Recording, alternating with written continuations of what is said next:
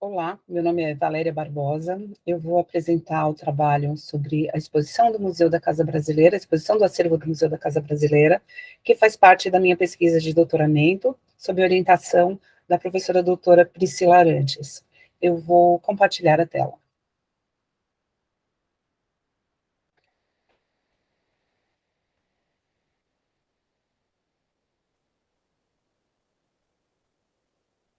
O tema do trabalho é o fetichismo e a exposição do acervo do Museu da Casa Brasileira. O Museu da Casa Brasileira ele foi criado em 1970, e a partir dos anos 80 ele passou a ser um museu voltado para a arquitetura e o design, mas sob um viés antropológico. Ele é considerado o único museu brasileiro voltado para a arquitetura e para o design. Porém, o seu viés parte por uma questão antropológica, diferente de outros museus voltados para essa temática que tem sua matriz nas artes decorativas ou na história da produção industrial. Como já dito, entre 1950 e 1970 foram criados diversos museus pela Secretaria da Educação do Estado de São Paulo, com o intuito de aproximar o museu das comunidades. Nesse contexto, em 1970, foi criado o Museu da Casa Brasileira, com participação efetiva de Luiz Arruba Martins e Valdísia Russo, e com discussões sobre a necessidade e a aproximação dos museus das comunidades, que já ocorria internacionalmente, principalmente no âmbito do ICOM.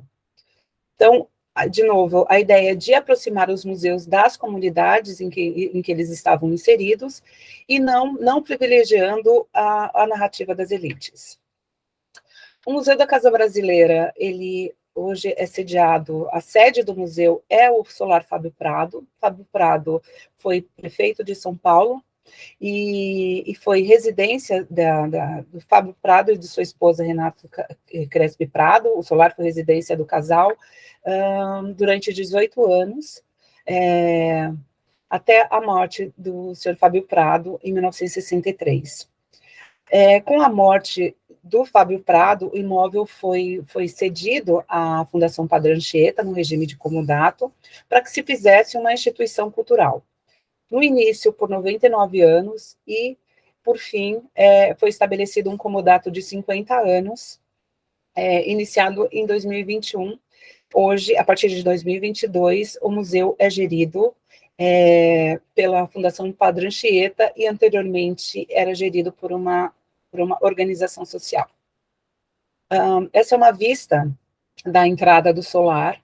Então, é uma residência bastante imponente na região da Faria Lima, em São Paulo, construída em 1945, com inspiração no Palácio de Verão da família imperial de Petrópolis.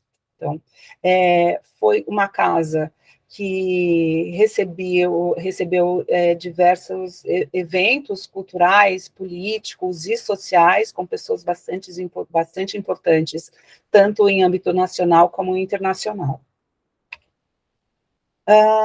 Na criação do museu, quando essa ideia de criação do museu foi fomentada, não havia uma planificação museológica clara, nem sistematizada, e durante muito tempo também isso não ocorreu. Na realidade, pode-se dizer que o museu foi acontecendo ao longo dos anos e criando características próprias. O acervo do Museu da Casa Brasileira é dividido em 3 aspectos, que são o arquivístico, o bibliográfico e o museológico. O arquivístico é composto de 28 mil fichas já digitalizadas, publicadas em livro, e traz relatos de viajantes, trechos da literatura ficcional brasileira, revelam muito da cultura nacional e do mural brasileiro. Também traz testamentos e inventários doados ao museu por famílias, principalmente do estado de São Paulo. O acervo bibliográfico tem cerca de 8 mil itens e traz temáticas como história da cultura, arquitetura, museologia, patrimônio e design. Há uma biblioteca funcionando no museu, mas ela é acessada mediante agendamento. Sobre o acervo museológico, ele é composto ou era composto até março de 2021, de 881 peças, sendo 124 em exposição. Em sua maioria, peças de mobiliário, utensílios, artefatos domiciliares, e que abarcam desde o século XVII até o século XX. Também faz parte da exposição permanente do museu a mostra Remanescentes da Mata Atlântica, que traz 107 ferramentas. A exposição de um acervo, e no caso o acervo do Museu da Casa Brasileira, nós entendemos que a exposição do acervo é a tangibilização da identidade do museu. É uma tradução em linguagem visual, por meio da expografia e da cenografia, das relações estabelecidas entre os objetos e os artefatos, através de uma narrativa que permita a interpretação sugerida pela curadoria. Então, seria uma ponte entre o museu e o público. Acesso e comunicação. É através da exposição do acervo que o visitante tem informação, tem acesso, fica informado sobre a respeito do que o museu, de qual a intencionalidade do museu, o que o museu abarca, por que viés o museu entende determinada temática. Sobre a exposição Remanescentes da Mata Atlântica, é uma exposição, o acervo dessa exposição não faz parte do acervo do museu, e traz madeiras, amostras de madeira, fotografias e principalmente ferramentas que foram utilizadas na extração do bioma. Centrada da exposição, então, uma fotografia em preto e branco, com pessoas abraçando uma árvore, e ali à esquerda um grande painel com as ferramentas utilizadas para a extração de madeira.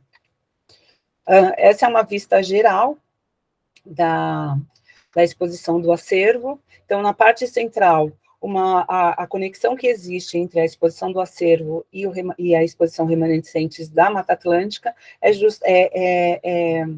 demonstrada por esses praticáveis em tons de vermelho, no qual são colocadas cadeiras e outros tipos de mobiliário feitos a partir de madeiras nobres extraídas da Mata Atlântica.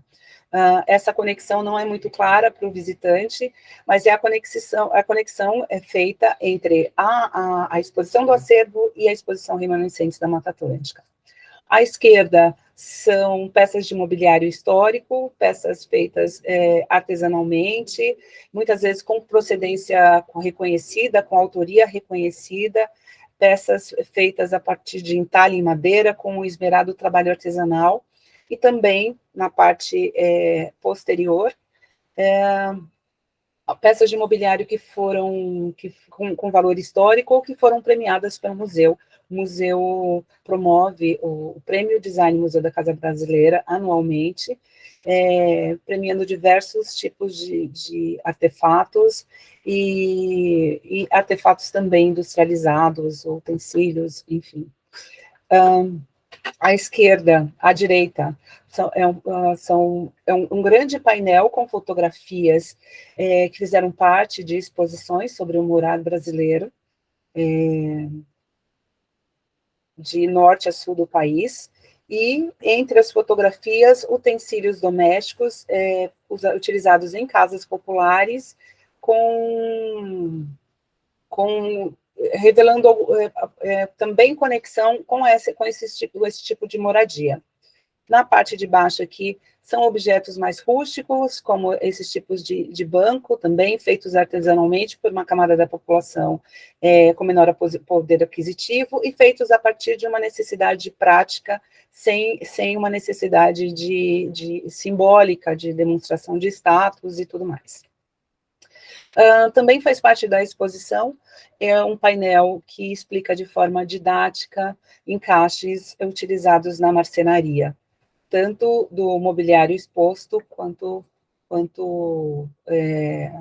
principalmente no mobiliário exposto. Há também uma vitrine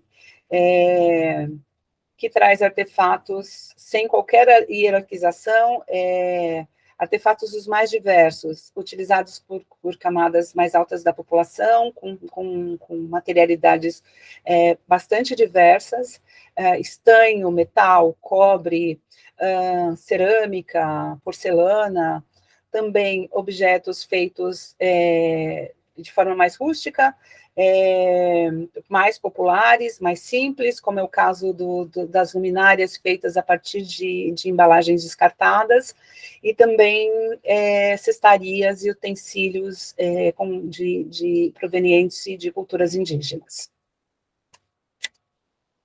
Aqui uma outra vista da exposição do acervo, dessa parte que remete mais a camadas mais populares, com detalhes das fotografias e dos objetos industrializados, utilizados pelas camadas mais populares.